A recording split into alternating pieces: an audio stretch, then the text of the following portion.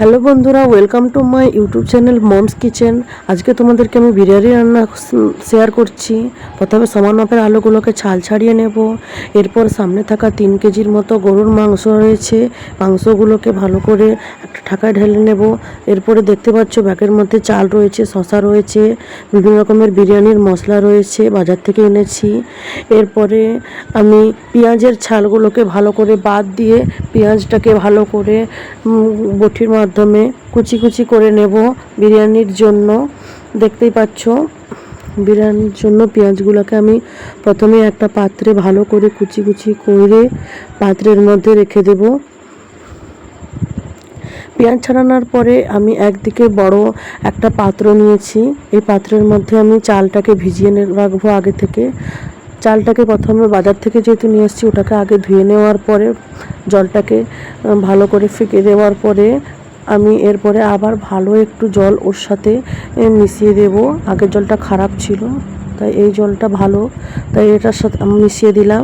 কিছুক্ষণ 2-3 মিনিট এই চালটাকে ভিজিয়ে রাখবো যাতে চালটা একটু নরম হয়ে যায়। এরপরে আমি উনুনে একটা বড় কড়াই বসিয়ে তাতে আলু দিয়ে দেবো এবং জল দিয়ে দেবো। এরপরে লবণ দেব। লবণ দেওয়ার পর আমি এতে একটু জাফরান অ্যাড করব যাতে রঙটা হয়, কালারটা আসে। জাফরান দেওয়ার পরে আমি এরপরে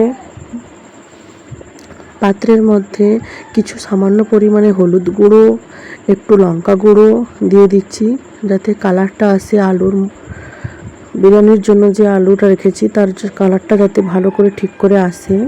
এরপরে আমি একটা দই নিয়ে আলুটাকে নেড়ে নেব। ভালো করে নেড়ে নেওয়ার পরে আলুটা সেদ্ধ হবে। এরপরে আমি একটা গরম কড়াই আমি কিছুটা পরিমাণে তেল দিয়ে দেব। তেল দেওয়ার পরে আমার সেদ্ধ যে আলুগুলো ছিল সেই আলুগুলোকে আমি একের পর এক ভালো করে কড়ার মাধ্যমে ভেজে নেব। আলুগুলোকে বিরিয়ানির জন্য সেদ্ধ আলুগুলোকে ভাজলে কিছুটা পরিমাণে টেস্ট বেড়ে যায়। আলুগুলোকে আমি তেলের মধ্যে এক করে ছেড়ে আলুগুলোকে ভালো করে ভেজে নেব।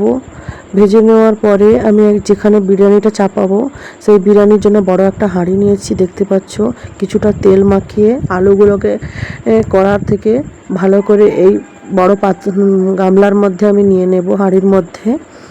এরপরে আবারও কড়া সেই গরম করার পরে আমি পেঁয়াজগুলো যে কুচি করে রেখেছিলাম সেগুলো ভালো করে ভেজে নেব।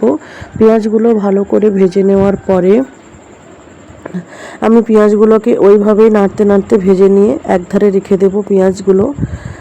এরপরে আমি একটা ডেকচির মাধ্যমে মাংসটাকে নিয়ে এসেছি। এখানে আদা বাটা, লঙ্কা গুঁড়ো, হলুদ গুঁড়ো, জাফরান, বিরিয়ানির মশলা সব কিছু দিয়ে গোলাপ জল, কেওড়া জল সব কিছু একের পর এক দিয়ে আমি ভালো করে উনুনের মাধ্যমে রেখে দেব। ফুটতে শুরু করবে এবং আমি কি করব, এটা একটা হাতার মাধ্যমে এটাকে নেড়ে নেব যাতে সুন্দরভাবে সমস্ত মশলাটা অ্যাড হয়ে যায়। ভালো করে হাতা দিয়ে আমি উনুনটা ধরে ভালো করে নেড়ে নেব হাতাটা দিয়ে। এরপরে আমি এই ডেকচির ঢাকনা চাপা দিয়ে দেবো যাতে মাংসটা সেদ্ধ হয়। উনুনের মধ্যে ওইটাই রাখা থাকবে। মাংসটা রান্না কমপ্লিট হয়ে গেলে আমি এরপরে যে আলুগুলো রেখেছিলাম হাঁড়িতে, মাংসগুলো ভালো করে একটা ছান্তার মাধ্যমে ছেঁকে নিয়ে মাংসটাকে ওই হাঁড়ির মধ্যে একের পর এক দিয়ে দেব, আলুর ওপরেই দিয়ে দেব।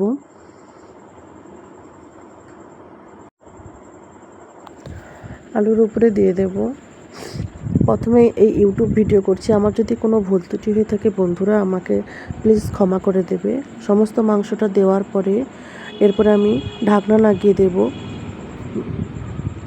কিছু পরিমাণে আমি কেওড়া জল, আবারও গোলাপ জল, এইগুলো আমি ভালো করে দিয়ে দেব।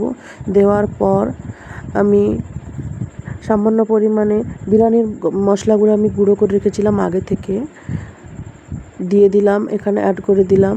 এরপরে আমি সাথে সাথে বিরিয়ানির মশলাগুলো দিয়ে কড়াই চাপা দিয়ে দেবো যাতে হাঁড়ির মধ্যে ওটা সেন্টটা না বেরিয়ে যায়। এরপরে একটা হাঁড়িতে করে আমি কাজু, কিশমিশ, লবণ এবং এলাচ এইগুলো দিয়ে ভালো করে একটা হাঁড়িতে করে জল নিয়ে উনুনের উপরে বসিয়ে দেব।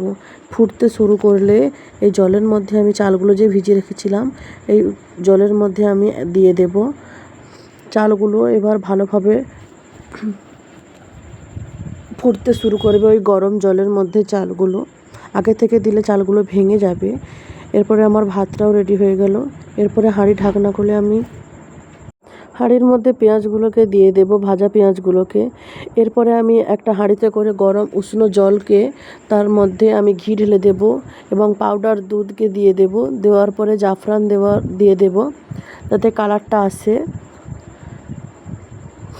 জাফরান দেওয়ার পর দেখলাম যে পাতলা হয়ে গেছে, আরও একটা দুধ প্যাকেট দিয়ে দিলাম আমি। দেখো বন্ধুরা, ইউটিউব ভিডিও করছি নতুন, এবার কেউ তো মার পেট থেকে শিখে আসে না, ভুল ত্রুটি হতেই পারে। এরপর আতর দিয়ে দেবো আমি যাতে সেন্ট করে। ভালো করে মিশ্রণটাকে আমি একটা চামচের মাধ্যমে ঘুটে নেব। এরপরে আমার ভাতের হাঁড়িটাও ওদিকে হয়ে গেছে। ঢাকনা খুলে আমি ভাতটাকে ঢেলে দেব হাঁড়ির মধ্যে। ভালো করে ছান্তা দিয়ে এদিক ওদিক ভাতটাকে বিছিয়ে নিলাম। বিছিয়ে নেওয়ার পরে ভাতগুলো ভালো করে এদিক ওদিক করে নিলাম। ভালো করে সমান করার পর ছান্তা দিয়ে এরপরে আমি এর মধ্যে ওই যে মিশ্রণটা রেখেছিলাম সেটা ঢালবো। এবার ওটা চামচের মধ্যে ওই দুধ আর জাফরানের যে মিশ্রণটা ছিল ওটা এদিক ওদিক ভালো করে চামচ দিয়ে দেব, যাতে ভেতর অবধিও যেতে পারে। একটু বেশি করেই দেবো যাতে কালারটা আসে বিরিয়ানির। আবারও বলছি, কেউ মারপেট থেকে শিখে আসে না, ভুল ত্রুটি থাকলে আমাকে ক্ষমা করে দেবে। এরপরে উনুনে আমি ওটা হাঁড়িটাকে বসিয়ে দেবো ঢাকনা লাগিয়ে। এরপরে আমাদের হয়ে গেল বিরিয়ানি রান্না রেডি। দেখো বিরিয়ানির কালারটা কীরকম এসেছে। Thank you, please subscribe me. দয়া করে আমার চ্যানেলটাকে সাবস্ক্রাইব করে দেবে তোমরা। Thanks for watching. Tata, bye bye. জানিও কমেন্টে কেমন হয়েছে ভিডিওটা।